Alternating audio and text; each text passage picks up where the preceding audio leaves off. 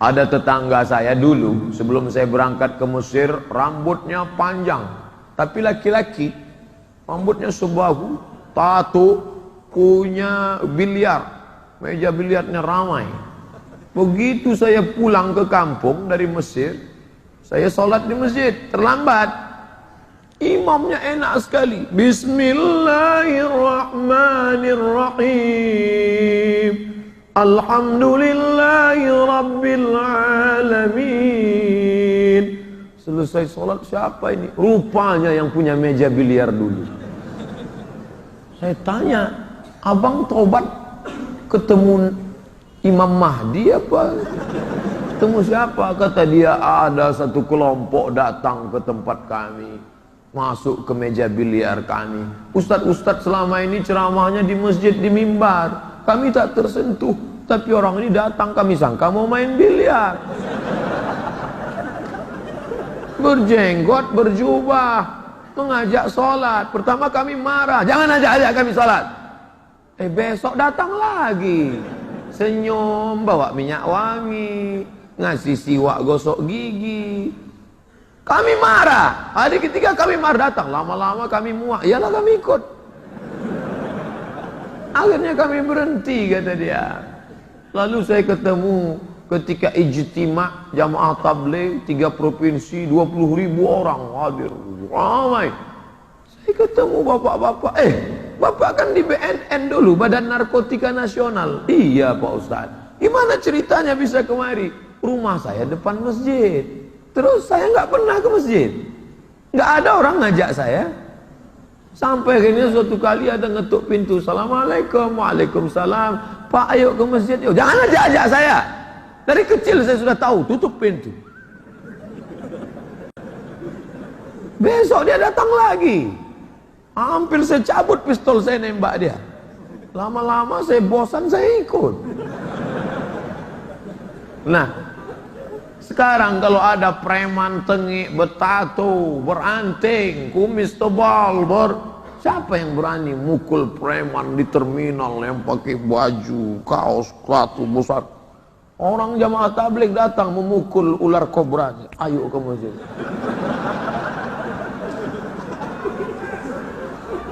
Ustadz Dery Sulaiman, penyanyi gitaris, dapat hidayah bukan di Makkah. Di mana? Di Bali. Tatonya banyak. Ketika orang ngejek dia, ente pakai tato masuk neraka, ente tato masuk neraka. Tiba-tiba datang satu kelompok, dia udah curiga, ini orang pasti mau ngejek saya lagi nih. Ketika dia pancing nanya, Pak, apa hukumnya orang pakai tato tapi sholat? Orang pakai tato sholatnya nggak apa-apa. Loh, yang masalah itu mana? Nggak pakai tato dan nggak sholat. Itu yang bermasalah. Akhirnya hatinya lunak, ke masjid. Nah ini, ada pun mengatakan, apa itu jamaah tabligh, itu sesat. Hajinya bukan ke Makkah tapi IPB, India, Pakistan, Bangladesh. Ini fitnah-fitnah, ini klarifikasi. Makanya saya selalu mengikuti apapun nama kelompoknya, saya tidak lihat orangnya, tapi saya lihat referensinya. Apa kitab yang dipakai? Fadail A'mal. Siapa yang menulisnya? Maulana Zakaria Kandahlawi. Sebelum Maulana Zakaria Kandahlawi siapa? Maulana Ilyas. Maulana Zakaria Kandahlawi, Maulana Ilyas. Ahli hadis dari India. Mereka menyusun kitab. Habis sholat subuh dibacakan. Adapun bahwa terjadi, saya tidak maulah ikut ini. Masa ada istri mau melahirkan, suaminya pergi entah kemana. Kasuistik bisa saja terjadi di mana-mana. Oknum bisa saja terjadi di mana-mana. Khudh masafa. Dari mana ini Pak Ustadz? Dari India. Di India tabligh akbar begini tidak bisa. Kalau di India buat tabligh akbar begini, datang Sanjay Dutt, Amitabh Bachchan, Shahrukh Khan. Tidak bisa.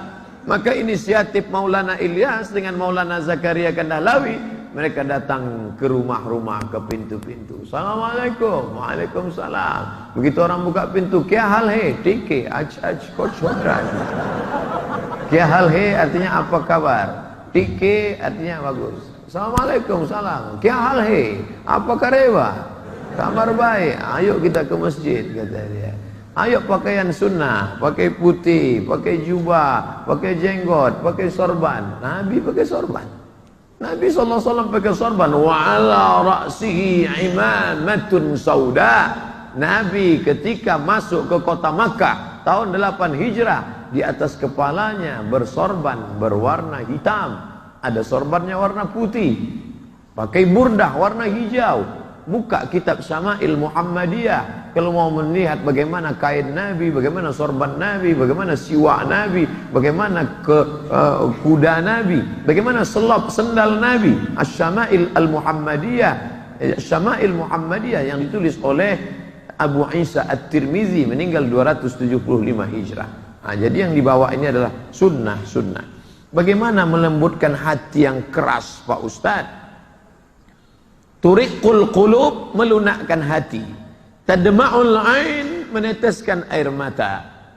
Tudzakkirul maut, mengingatkan pada mati. Apa dia? Ziarah kubur.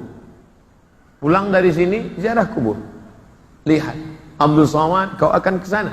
Kalau ada orang mati, datang. Idza mata, kalau mati saudaramu, fattabi'hu, iringkan jenazahnya. Ustaz Somad, harap segera datang karena pengurus masjid ada yang meninggal dunia. Saya datang. Saya langsung ke tempat pemakaman karena khawatir dari kampus langsung ke pemakaman. Sampai di pemakaman sudah sunyi. Saya sangka sudah pulang. Saya tanya, mana Pak? Ustaz terlalu cepat, jenazah belum datang. Saya lihat hikmah di balik itu. Saya langsung melihat, inilah lubang yang tak pernah kau lihat Abdul Somad, tapi kau akan masuk ke dalam. Engkau hanyalah setumpuk daging busuk yang akan menjadi santapan cacing tanah. Dari dalam tanah kau naik ke atas tanah, berjalan ke Makassar, berjalan ke Aceh, berjalan ke Pontianak, jalan ke Jakarta, jalan sana, jalan sini, kau masuk dalam tanah, akan menjadi santapan cacing tanah. Rumah kau besar, yang membuat rumah itu engkau, yang membeli tanahnya engkau, yang mencari insinyur membuatnya engkau. Tapi begitu kau mati, maka tidak ada sejengkal pun di rumah itu yang mau kau diam di sana. Dulu orang berkata, itu kamar papa, itu ruang makan papa. Tapi hari ini kau diletakkan. Dulu orang memanggil, bapak, apa kabar pak? Tapi hari ini orang akan berkata, tolong bawa jenazahnya kemari, mari kita sholatkan. Setelah itu kau bukan apa-apa dan bukan siapa-siapa. Maka lihat orang mati. Gimana ceritanya kamu taubat dulu? Saya preman Pak Ustadz. Tengok nih anting saya, masih ada lubangnya kan? Di mana hotel yang tidak saya masuki? Prostitusi, maaf, zina. Di mana kamput minuman tua yang tak saya minum? Semuanya. Lalu kenapa kamu taubat? Saya nengok orang mati tepat di tepi kubur. Ada yang nolak dari belakang, masuk saya ke dalam. Saya sambut. Ketika menyambut itu tiba-tiba terasa dingin dari bawah, Pak Ustaz. Sejak itulah saya bertobat. Maka siapa yang ceramah tidak juga mempan, pergi nengok orang mati tak juga mempan, masuk ke liang lain tak juga mempan, berarti memang sudah summum bukmun amyun, peka, tuli, bisu, la yaqilun, tak bisa diajak berpikir, la yarji'un, tak lagi kembali ke jalan Allah.